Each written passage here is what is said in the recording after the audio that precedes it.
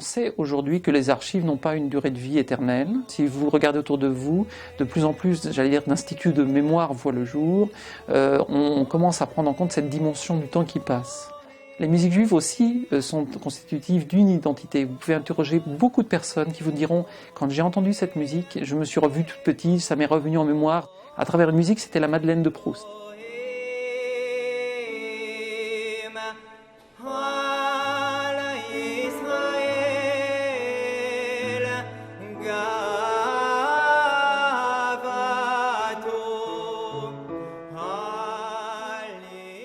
Quand je suis arrivée à la fondation du judaïsme, j'étais obsédée par une envie qui était de collecter tout ce qui est patrimoine, ce que j'appelle patrimoine matériel et immatériel des Juifs en France, c'est-à-dire du matériel, c'est des pierres, c'est des objets, l'immatériel, c'est des traces dans des textes. J'étais effaré par un espèce de désert patrimonial, c'est-à-dire qu'on avait des musiques qui étaient en train de se perdre, musiques, rappelons-le, qui sont transmises essentiellement par l'oralité, de père en fils, de mère en fille.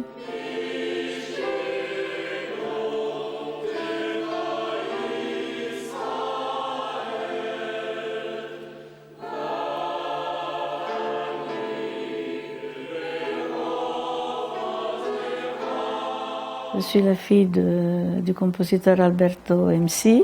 Je m'occupe depuis le décès de mon père du patrimoine qu'il a laissé musical. Il a réalisé qu'il y avait un patrimoine énorme au point de vue folklore judéo-espagnol, puisque personne n'en avait pas fait la collecte. Et il s'est voué à ramasser tout le folklore judéo-espagnol et à le mettre en musique. Il a passé 50 ans de sa vie à faire ce travail et le résultat, c'est qu'il existe 10 cahiers de coplas séphardis. Ça a quand même porté des fruits puisque récemment, l'année 2005, on a fait un disque justement de coplas séphardis et qui a eu beaucoup de succès.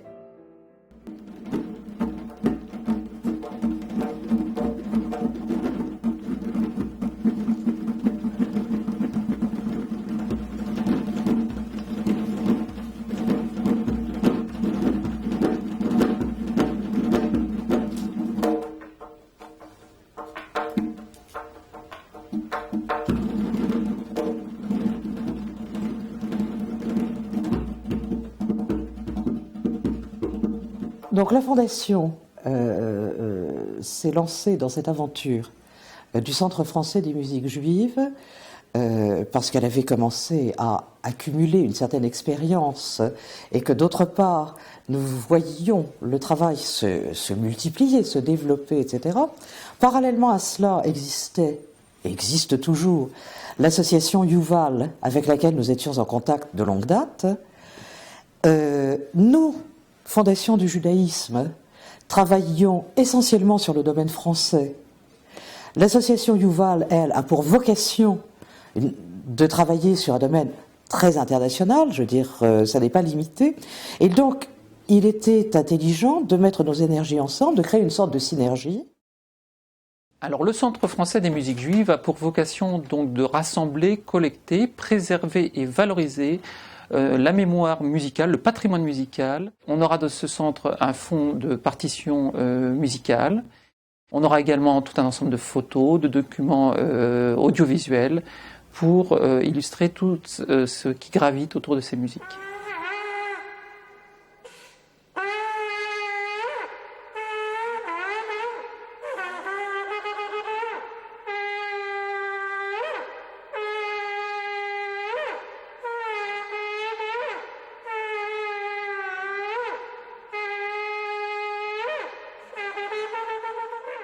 Alors, les musiques juives ont ceci de particulier, c'est qu'elles sont extrêmement diversifiées.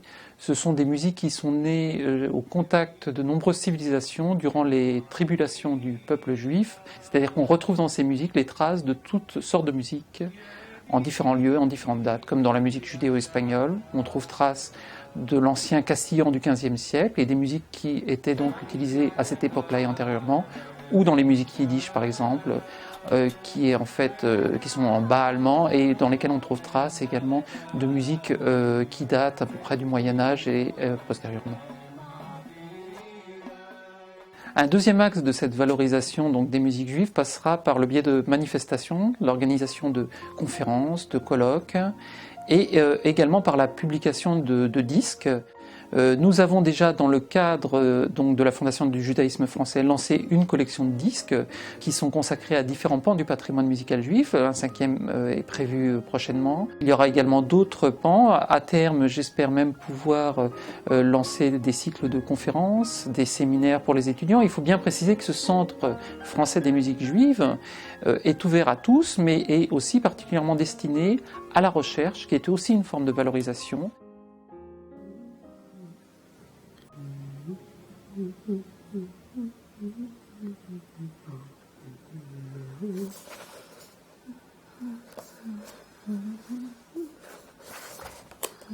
Je travaille donc sur Alberto Remzi. Je suis donc étudiante boursière de la Fondation du judaïsme français de Yuval. Et mon travail musicologiste consiste à analyser les œuvres d'Alberto Remzi, en particulier ses œuvres pour chant et piano, donc qui s'inspirent de musique traditionnelle. Et à partir de ces chants traditionnels, il a fait des arrangements pour piano. Donc il y a à peu près une soixantaine de chants. Donc je travaille en ce moment sur l'analyse. La famille a fait don du fonds d'archives de Remzi et nous avons toutes les compositions de ce compositeur.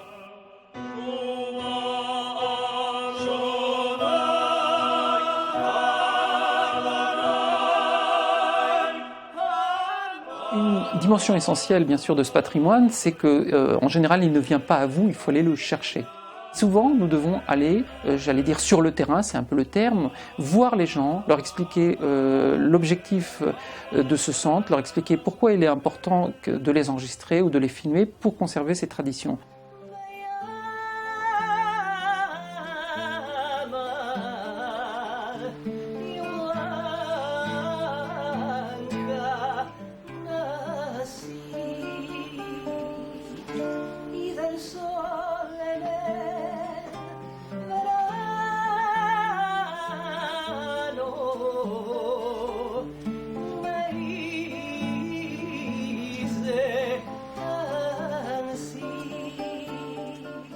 J'ai fait le nécessaire vis-à-vis de la fondation. J'ai eu des contacts, on a pris le temps qu'il fallait pour ramasser tout ça, cataloguer tout ça et remettre tout ça à la fondation. Je suis ravie de la création de ce centre de musique juive parce que c'est profitable pour tout le monde. D'abord, l'organisme va pouvoir augmenter le nombre de fonds. Et ensuite, pour les particuliers possédant du patrimoine familial, il est en sécurité.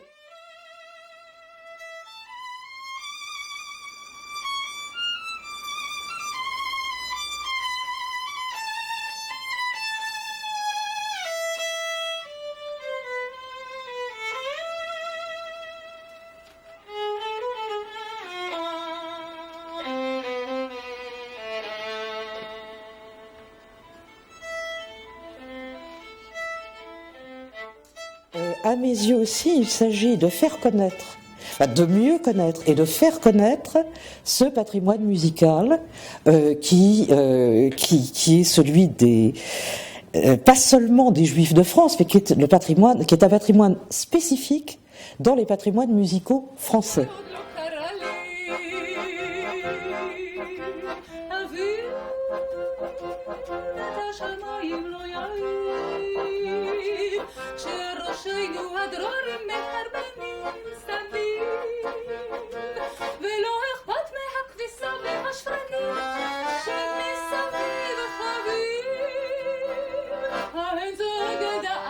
Le Centre français des musiques juives, d'un point de vue idéal, il va comporter donc une salle de conservation.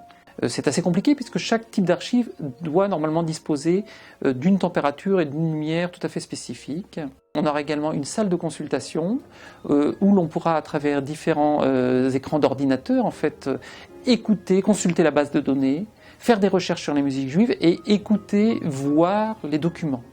Et autre élément très important, c'est qu'on aura également un studio technique de travail sur le son, voire sur l'image également, un studio de numérisation qui nous permettra donc d'entreprendre ce travail de numérisation des documents.